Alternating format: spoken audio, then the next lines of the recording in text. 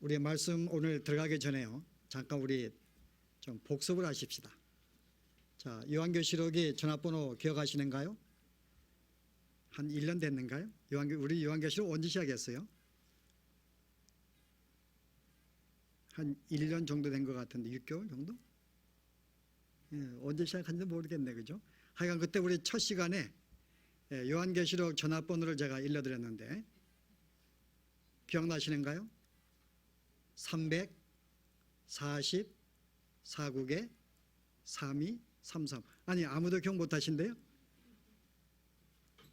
하여간 뭐 여기서 끝나고 나가면 다 잊어버리니까, 그죠? 344국에 3233. 그러니까 3장, 4장, 4장, 3장, 2장, 4장, 3장, 3장. 총 그 7파트로 나눠집니다. 그 요한계시록 7개 주제로 나눠지는데 7개의 섹션은 다 동일한 내용입니다. 그러나 다른 관점에서 내용을 소개하는 거야. 그래서 우리가 주제가 뭐라 그랬어요? 예수님의 초림부터 재림까지의 일어나는 모든 일들을 기록한 것이 요한계시록의 내용입니다. 그래서 344국은 몇 장이 끝나요? 11장이 끝나죠. 그러면 12장부터 오늘 끝나는 14장까지는 또 하나의 환상입니다. 그래서 우리가 12장에 처음 시작할 때 예수님이 탄생하셨고 사단이 예수님을 죽이려고 시도했지만은 실패했고 예수님이 승천했는데 사단이 이제 그 울분을 누구한테요? 예수로 말미암아 탄생한 교회에게 보복하려고 이제 이렇게 그들을 대적하기 시도하는데 하느님이 그들을 광야로 옮기셔서 보호하시는 내용, 그게 12장의 내용입니다. 그래서 13장에 들어서서 이제 사단이 이제 이 마귀가 자기의 동역자, 땅에 나온 짐승과 바다에 나온 짐승과 또 그를 따르는 음녀를 데리고 이제 교회를 대적하기 시작합니다. 그 가운데 교회들은 믿음을 지키고 계명을 지키며 인내하는 모습이 등장해요. 그래서 오늘 이 내용은 이제 이 환상의 마지막 섹션입니다. 즉 최후의 심판에 대한 내용이죠. 그래서 오늘 이 내용에 대해서 우리가 함께 나눠볼 텐데요. 여러분이 읽으시면서 잠깐 이렇게 보시게 되면 두 개의 내용이 소개가 돼요. 두 개의 그림. 하나는 하나의 그 인자 같으신 분이 낫을 가지고 곡식을 추수하는 내용이 나옵니다. 그 다음에 두 번째 섹션은요, 한 천사가 또 동일하게 낫을 들고 포도송이를 추수하는 내용이 나옵니다. 그 얼핏 보면은 이 내용이 두 개가 같은 내용이 아닌가, 같은 내용을 좀 다른 관점에서 쓴 것이 아닌가라고 오해하기 쉽습니다만은 실은 이 내용은 서로 다른 내용입니다. 그래서 오늘 우리가 이 첫 번째 내용이 무엇인지 한번 볼까요? 자, 첫 번째, 자, 구름 위에 인자 같은 분이 계시는데 그가 손에 낫을 들었습니다. 그 예리한 낫, 날카로운 낫을 들었어요. 자, 여기에 그 구름 위에 앉으신 인자 같은 분이 자, 누구로 생각이 되는가요? 금방 이해할 수 있겠죠? 여러분이 뭐 이렇게 설명 안 해도 예수님이 아닐까. 왜냐하면 예수님께서 그가 이제 십자가 달리시기 전에 제자들을 불러 모아놓고 이제 마지막 때에 대해서 말씀하신 적이 있습니다. 마태복음 24장에 그때 인자가 내가 하늘의 영광과 권세를 가지고 구름을 타고 이 땅에 다시 올 것이다 라고 이야기를 합니다. 한번 보실래요? 우리 조금 첫 부분은 우리 공부를 좀 하도록 하십시다.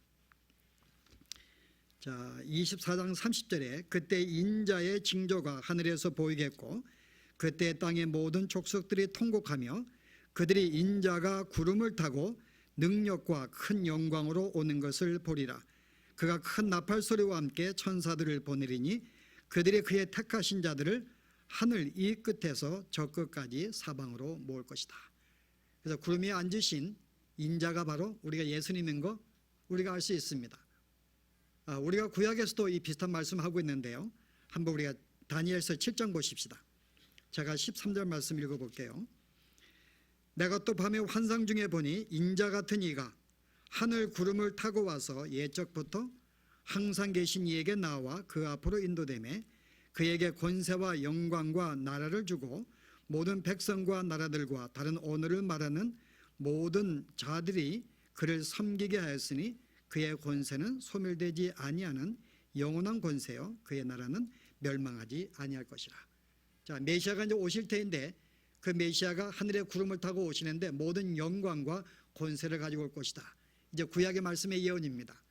그래서 이 마태복음과 이 다니엘서 말씀의 근거로 볼 때 여기에 구름에 앉으신 분은 누구라고요?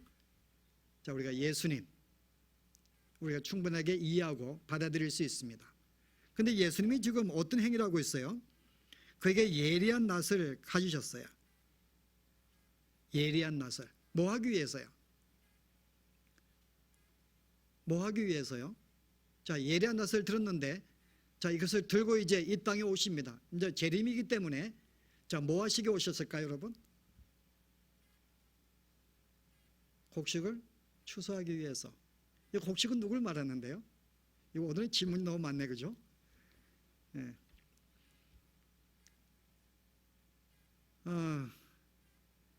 여러분 언뜻 보면은 예수님이 예리한 낫을 가지고 곡식을 이제 추수하러 오셨는데 이 내용을 얼뜻 보면은 심판으로 오시는 게 아닌가라고 오해하기 쉽습니다만은 이 내용은 심판의 내용이 아니에요. 여러분 그 세상을 심판한다 할 때는 예수님께서 뭐라고 말씀했어요? 사도 요한도 아니 세례 요한도 그렇게 하겠는데 타작마당으로 타작으로 비유합니다. 그래서 이제 곡식을 할 때 이 심판을 받는 자들은 곡식에서 쭉정이가 나와가지고 그것이 날리고 불에 태울 것이다. 그래서 심판과 관련될 때에는 보통 타작이라는 표현을 많이 쓰세요. 그러나 곡식을 추수한다 그럴 때에는 심판과 연관하지 않습니다. 그것은 주의 백성을 모으는 구원의 사건이에요. 여기 예수님께 지금 낫을 들고 오시는 것은 당신의 백성들을 지금 배워서 하늘의 곳간에 드리는 우리의 최후의 구원을 완성시키는 그런 모습으로 등장합니다. 예수님께서도 이 땅에 계실 때 이 말씀을 종종 하셨는데요. 한 군데 보십시다. 추수에 관계해서 어떤 말씀하셨는지 요한복음 한번 4장 보시기 바랍니다. 지금 수가성 여인이 지금 복음을 듣고 그 동네에 가서 많은 사람이 이제 예수님께 나와서 구원을 받게 된 사실을 보고서 이미 저들이 하늘나라에 구원받은 사실을 선포하는 그런 내용인데요. 제가 35절 봅니다. 너희가 넉 달이 지나야 추수할 때가 이르겠다 하지 아니하느냐. 그러나 나는 너희에게 이르노니 너희 눈을 들어 밭을 보라. 휘어져 추수하게 되었도다. 거두는 자가 이미 싹도 받고 영생에 이르는 열매를 모으나니 이는 뿌리는 자와 거두는 자가 함께 즐거워하게 하려 함이라. 자, 곡식을 거두는 자 즐거운 마음으로 곡식을 드리는 것. 그래서 오늘 이 내용은 추수와 관계되는 내용은 하나님 믿는 백성들이 구원받는 내용과 관련되어 있습니다. 첫 번째 나와 있는 예수님이 예리한 낫을 들고 곡식을 베는 이 추수하는 내용은 당신의 백성을 모으는 사건이에요. 그래서 예수님 마태복음 24장에 뭐라 그랬어요? 인자가 하늘의 영광 가지고 올 텐데 그때 닭의 백성을 세상 이곳 모든 곳에서 당신의 백성을 모을 것이다 이야기를 합니다. 그래서 이제 이 땅에서 믿음을 지킨 자들이 어떻게 되는가에 대한 우리의 구원의 완성의 모습을 보여주는 거예요. 그런데 그 다음의 내용은 다른 내용입니다. 두 번째 어떤 그림이 나오죠? 여기에 또 한 성전에서 또 한 천사가 등장합니다. 그 역시 예리한 낫을 가졌어요. 그 여기는 천사예요. 첫 번째 성전에 나온 것은 인자 같은 분이 예수님이 나오셨는데 여기에는 천사가 예리한 낫을 동일한 낫을 가졌습니다. 근데 이제 한 천사가 뭐라고 이야기해요? 그 천사에게 낫을 휘둘러라. 자, 휘둘러서 어떻게 한다고요? 땅에 포도 송이를 거두라. 그 포도가 익었느니라 하니라. 자, 두 번째 나와 있는 이 그림의 내용은 이제 한 천사가 성전에서 나와서 포도 송이를 추수하는 내용입니다. 근데 이 포도 송이 하면 여러분들이 뭐가 기억나요? 포도 송이는 거의다가 심판과 관련되어 있습니다. 여러분 한번 요엘서 보실래요? 성경 두 군데 한번 보시겠습니다. 요엘서 3장에 보시면은 13절에 너희가 낫을 쓰라 곡식이 익었도다. 앞에는 내용이죠. 와서 밟을지어다 포도주 틀이 가득 차고 포도주 독이 넘치니 그들의 악이 크미로다. 오늘 여기에 요엘서 3장 13절에 보면은 두 가지 내용이 그림에 나옵니다. 하나는 너희가 낫을 서서 곡식이 익었다, 곡식을 추수한 내용이 나오고, 그 다음에요 내가 밟을지어다 포도주 틀이 가득 차서 포도가 넘치는데, 이 내용이 뭐라고요? 그들의 악이 크기 때문에. 뭔가 악한 자를 심판하신 내용과 연관되어 있는데요. 하나만 더요. 이사야 63장에 제가 2절과 3절 봅니다. 어찌하여 내 의복이 붉으며 내 옷이 포도주 즙을 바른 자 같으냐. 만민 가운데 나와 함께한 자가 없이 내가 홀로 포도주 틀을 밟았는데, 내가 노함으로 말미암아 무리를 밟았고 분함으로 말미암아 집 밟았으므로 그들의 선열이 내 옷에 튀어 내 의복을 다 더럽혔나니. 두 번째 나와 있는 천사는 포도송이를 베가지고 그것을 포도주 틀에 집어넣고 바른 그런 내용입니다. 그래서 오늘 이 이사야와 요엘서의 이 내용은 하나님을 따르지 않는 백성들을 포도틀에 던져서 집 밟는 그런 내용이 나와요. 그래서 오늘 본문에 보면은 이 포도주를 집 밟은데 뭐가 나왔다 그랬어요? 거기서 피가 나온다고 이야기합니다. 근데 그 피가 얼만큼 지금 나오는 거예요? 말 굴레까지 닿았고, 말 굴레는 말 꼬피를 이야기합니다. 말 고피, 꼬피는 이 경사투리고 고피, 고삐, 하여간 그까지요. 그래서 우리가 보통 길이를 한 4피트 잡고 있어요. 그러니까 피가 지금 이게 피가 쌓이고 있는데 말 고삐 한 4피트 정도의 높이로 피가 쌓이고요. 길이는요 1600 스타디온에 퍼졌더라. 그 1600 스타디온은 우리 그 미국의 마일로는 184마일입니다. 여기서 어디까지예요? 184? 찰스 렉 좀 지나가는가요? 렉 찰스가 좀 지나가죠. 근데 이 길이는 이스라엘의 팔레스타인 전체의 길이에요. 팔레스타인의 동에서 서해까지 끝에 길이를 재게 되면 이게 184마일이 나옵니다. 그 전체 이스라엘 백성을 말하는데 조금 더 상징적으로 들어가게 되면 이게 4 곱하기 4 곱하기 10 곱하기 10입니다. 그러니까 우리는 사는 지난 시간에 우리가 세상을 의미한 걸 배웠기 때문에요. 세상인데 10, 완전수, 온 세상에 있는 모든 자들을 심판하는 그런 내용인데, 생각해 보세요. 이 피가 온 세상에 가득 찼고 높이가 4피터입니다.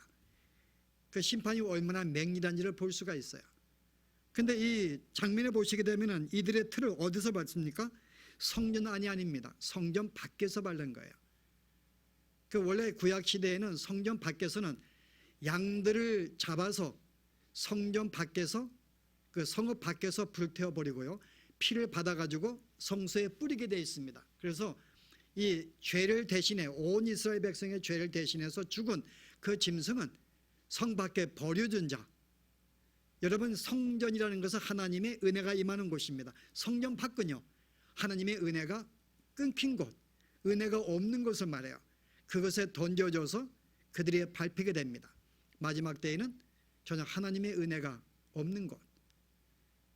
여러분, 이게 지옥의 실현이요. 그 실은 여러분이 복음서에 보시면 예수님이 그 지옥에 대해 말씀하실 때요, 그 부자 이야기가 나오고 그 나사렛 이야기가 나옵니다. 근데 이 부자가 지옥에 가서 하도 목말라 가지고 그 아브라함에게 청하잖아요. 저 나사로 보내어서 나에게 물 한 방울만 주게 해 주십시오. 근데 아브라함이 허락 안 합니다. 물 한 방울도 허락하지 않는 것. 정말 하나님의 은혜가 없는 것. 그 실은 왜냐하면 이들은 계속 하나님께서 앞에 우리가 보시게 되면 이제 마지막 때 가까웠기 때문에 너가 회개하고 돌아오라고 복음의 말씀을 계속 증거했어요. 천사를 보내어서 복음을 증거했는데 여전히 그들은 그들의 마음을 완악하게 만들고 이 복음을 거절한 대가로 이제 정말 하나님의 은혜가 전혀 이제 통하지 않는 그런 곳에 던지워져서 이제 심판을 받는 그런 내용입니다. 그래서 오늘 이 봉독한 이 내용은 두 가지의 그림이 있는 거예요. 이런 그 세상에서 대적을 받고 있는 가운데서도 하나님을 믿고 믿음을 지킨 자가 받는 구원에 대해서, 또 하나는 하나님의 복음을 거절한 자에 대한 영원한 심판에 대해서 두 가지의 모습을 우리가 소개합니다. 이 내용은 피할 수 없습니다. 이것은 필히 올 수밖에 없는 것이고 이제 조만간 이루어질 수밖에 없는 우리의 운명을 보여주고 있는 것입니다. 그래서 오늘 이와 같은 내용을 보여주는 이유가 있어요. 그 오늘 잘 보시게 되면은 하나님을 믿지 않는, 하나님에게 떠난 백성들에게 주는 메시지가 있고요, 그다음 하나님을 믿는 백성한테 주는 메시지가 있습니다. 자, 주 밖에 있는 백성한테, 주 밖에 있는 자들에게 주는 메시지는 뭘까요? 심판이 가까웠기 때문에 이런 멸망을 당하지 말고 복음을 받아들이라는 것입니다. 그러니까 여러분이 고린도후서 6장에 보면은 바울이 이런 말을 했어요. 지금은 은혜를 받을 만한 때요, 지금은 구원의 날이다. 그 하나님은 우리를 심판하지 않는 이유가 뭔가 하면은 지금 너에게 구원을 베풀기 위해서 아직 하나님이 아직 오시지 않는 거예요. 그 지금이야말로 정말 은혜를 내가 받을 때고 구원을 받을 때인데 빨리 돌아오라는 것입니다. 그래서 히브리서 저자는 이와 같은 사항을 두고서요, 더 이상 너의 마음을 완악하게 하지 말라는 거죠. 옛날 이스라엘 백성들이 40년 광야 때 그들의 마음을 완악하게 하여서 주의 음성을 거절한 그 같은 삶을 본받지 말고, 너희는 주의 음성을 들을 때, 복음을 듣고 말씀을 들을 때 너의 마음을 완악하게 하지 말고 이 말씀을 듣고 청종하고 받으라고 이야기합니다. 오늘 아직 주 밖에 있는 자들에게 주시는 말씀이에요. 때가 가까웠다 그 말입니다. 여러분, 실제 이 복음이 주어지는 기회는 영원한 것이 아닙니다. 왜냐하면 우리의 생명이 너무나 짧기 때문에요. 저는 그 말씀을 준비하다 갑자기 그런 생각해 봐서 우리가 얼마나 생명이 짧은가. 물론 베드로도 우리의 인생은 그 아침에 있다가 없어지는 안개와 같다 그랬거든요. 정말 잠시라고 이야기하고 있는데 정말 그러한가.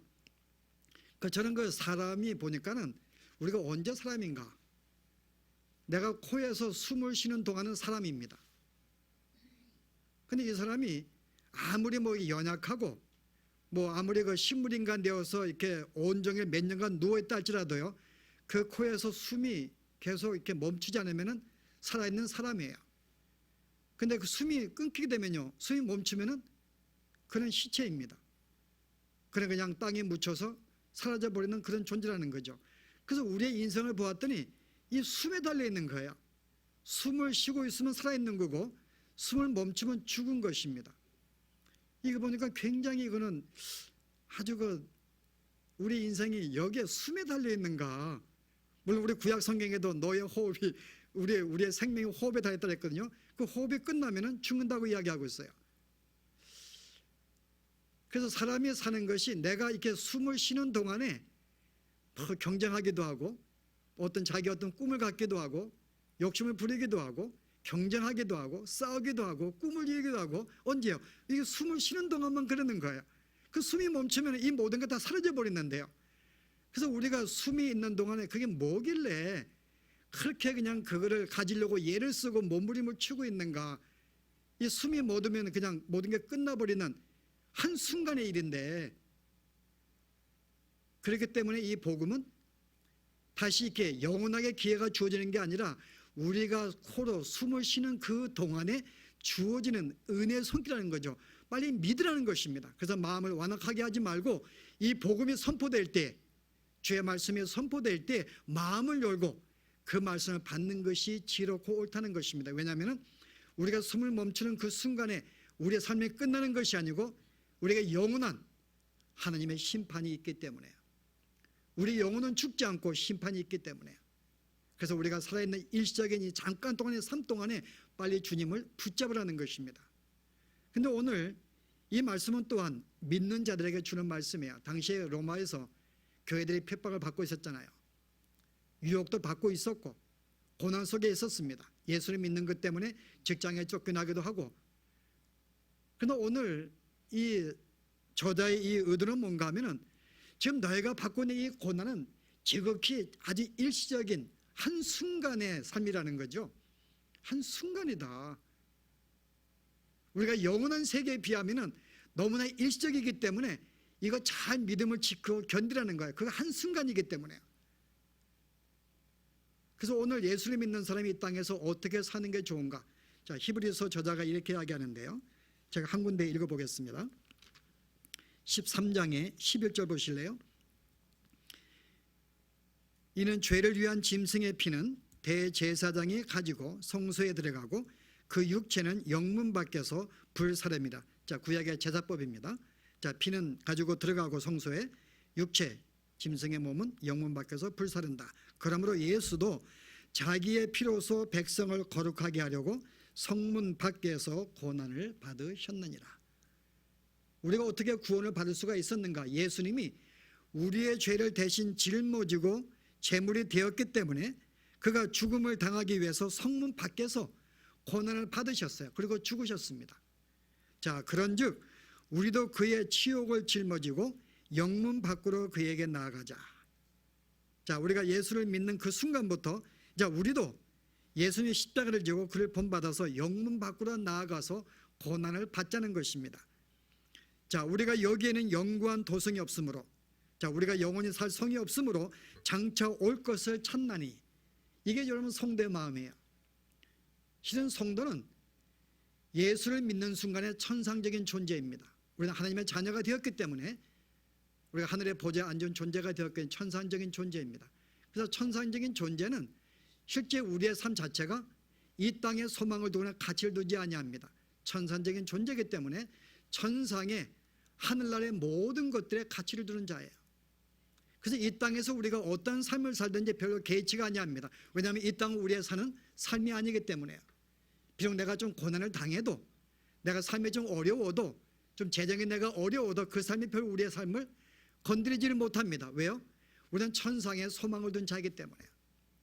그래서 우리는 이 땅에 살면서 그것이 아주 일시적인 한 순간이기 때문에, 그게 예수를 믿는 것 때문에 고난을 당한다 그래서, 내가 어떤 그 핍박을 당한다 그래서 그의 나의 삶을 움직이거나 흔들지를 못합니다. 왜냐하면 나는 천성을 바라보고 사는 자이기 때문에요.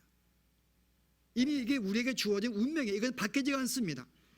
이미 예수를 믿는 순간에 우리는 천상의 존재가 되었고, 주님이 오시는 그날 우리는 천상에 이를 것입니다. 그러므로 우리의 모든 삶은 천상에 두기 때문에 이 땅이 어떠한들, 그 당시에 고난받고 있는 성도들에게 이런 소망을 주는 거예요. 우리는 천상의 존재이기 때문에 이 땅이 잠시 받는 고난, 그 영원한 세계에 비하면 아무것도 아닌 거죠. 그리고 이것이 우리에게 그 무슨 소용이냐, 우리의 생명을 다하는 그날에 천상에 우리가 앉게 될 텐데. 그래서 오늘 이런 말씀은 바로 이 땅에 사는 자들에게 좀 믿음을 지키고 살라는 거죠. 우리가 어떤 존재인 줄 알고, 우리가 붙잡을 것이 무엇이고 우리가 나아갈 길이 무엇인지 분명히 알고서 우리의 신앙의 길을 걸어가자고 하는 것입니다. 이거 알지 못하면은 우리의 삶도 이 땅에서 방황할 수밖에 없는 거예요. 그러나 아까 말한 대로 우리의 삶은 순간입니다. 이거 이야기하면 집사람이, 당신은 나이가 들어가지고 이제 죽을 때가 얼마 안 돼서 뭐 천국에 소망 사는지 몰라도 지금 젊은이들이 많은데 더 이상 그가 꿈을 주라는 거, 꿈을. 저는 근데 그렇게 제가 통이 크지가 못해요. 꿈을 줘도 숨이 끝나면 없어지는 건데, 우리가 숨이 쉬는 동안만 그 있는 건데, 그거 뭐 지어보려고 이렇게 우리의 귀한 시간들을 거기에 투자하냐, 그 말입니다. 물론 이 땅의 삶이 가치가 없다는 말이 아닙니다. 이 모든 것이 주님이 주신 줄 알고 우리가 주님의 영광을 위해서 내 감사한 마음으로 이 땅에 누릴 수가 있습니다만은, 그러나 우리가 그렇지 않잖아요. 우리의 모든 관심과 소원이, 우리의 기쁨과 즐거움이 다 그곳에, 세상에 있기 때문에요. 이게 문제인 거죠. 그러나 이것은 우리가 숨을 쉬는 동안만 존재하는 것입니다. 숨이 끝나면은 그 아무것도 아닌 것이 되는 거예요.